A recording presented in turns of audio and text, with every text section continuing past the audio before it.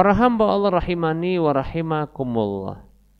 Nah, ketika kita tidak beribadah di luar Ramadan, seperti apa yang kita beribadah di dalam Ramadan, ketahuilah, kita khawatirkan kita mendapatkan ancaman seperti apa yang diancamkan oleh Allah Subhanahu wa taala dalam ayat tersebut, surah Al-Hajj ayat 11. Kita khawatir.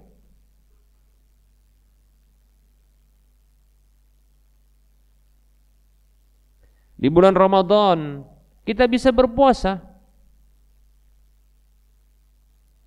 Di bulan Ramadan kita bisa melakukan qiyamul lail. Di bulan Ramadan kita bisa membaca Al-Quran, bahkan mengkhatamkan Al-Quran. Di bulan Ramadan kita bisa bersedekah. Begitu mudah kita. Para hamba Allah rahimani rahimakumullah, dan seterusnya dari kebaikan-kebaikan yang banyak, amal-amal saleh yang banyak. Apabila ternyata kita tidak mengibadahi Allah Subhanahu wa taala setelah berlalunya bulan kebaikan tersebut,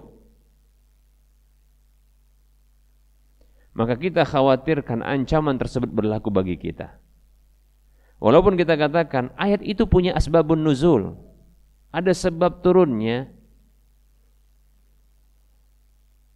tapi ketika disebutkan, para ulama, ini pendapat jumhur ulama, apabila disebutkan lafadznya dengan bentuk keumuman, maka ini berlaku bagi orang umum.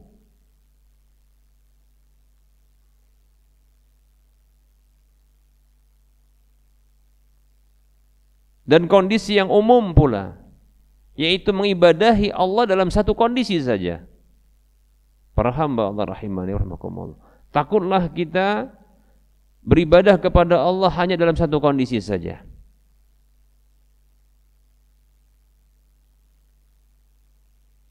Dicela oleh Allah, kemudian diancam oleh Allah.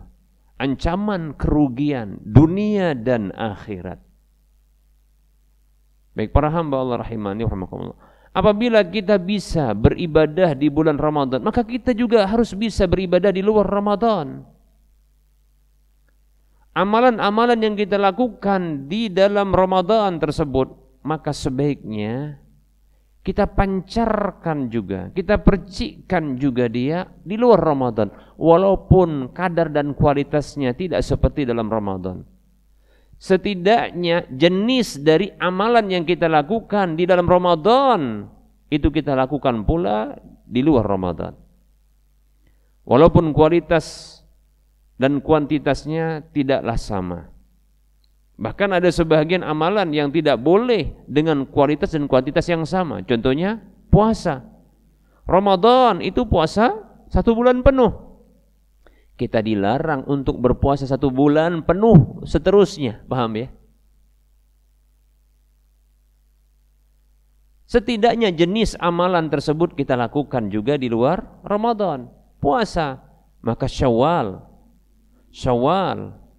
ini bulan juga ada ibadah puasa di dalamnya. Kata Nabi SAW dalam hadis yang diriwayatkan oleh Imam Muslim kalau tidak salah, Nabi kita Muhammad SAW bersabda, "Man shama Ramadana summa atba'ahu sittan min Syawalin kana kasiyamid dahri." Nabi kita Muhammad SAW beliau bersabda, yang artinya siapa saja yang berpuasa di bulan Ramadan, kemudian dia menyertakannya dengan 6 hari dari bulan Syawal untuk dia puasa,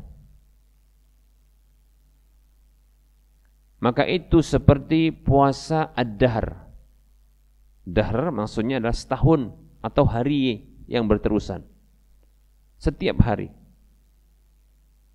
Ya, kalau kita hitung, kalau satu kebaikan itu dibalas 10, karena Allah berfirman, "A'udzu billahi minasyaitonir rajim, man jaa'a bil hasanati falahu 'asyru amsalihha."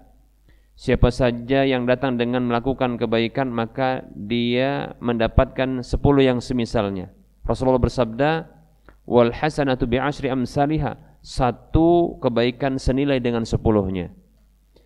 Ketika ada orang yang berpuasa 1 bulan penuh, maka dikali 10 seperti dia berpuasa 10 bulan.